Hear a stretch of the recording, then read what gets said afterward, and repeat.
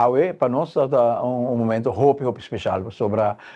no momento aqui está ganhando governo novo na Holanda. No mesmo momento tem membro da Tweede Kamer, Eerste Kamer novo que toma assento par de luna passada e não está na Aruba para orientação. E nós reconhecemos diferentes caras, amigos de sempre, que tem hopi acaba da Tweede Eerste Kamer, na outra banda, candidato de novo e essa é uma oportunidade também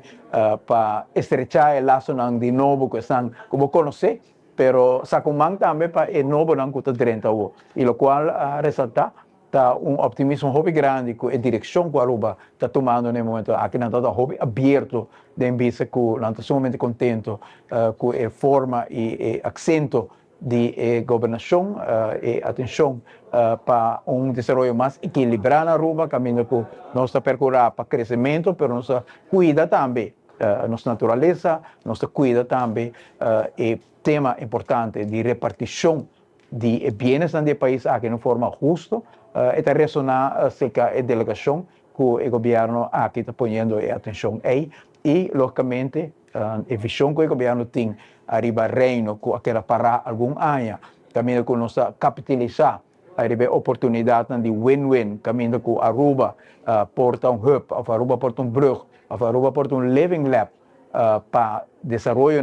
que por worden encaminhar junto com o Instituto holandês, maneira TNO, nós fazemos passado Rietveld Academy Philips, Scheepvaartschool Rotterdam, e tipo de desenvolvimento aí, na mesa apresentar, por exemplo, a relação com o Happy Flow no aeroporto, que o bordo de teste na Aruba, que na área marcada, que essa aí na mira, onde a Aruba,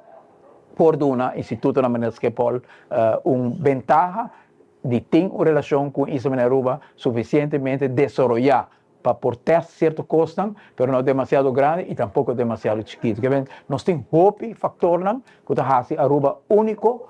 para desenvolvimento novo com a Holanda e seguro na área de refineria que nós queremos. Junto com a Holanda também, com o experto holandês,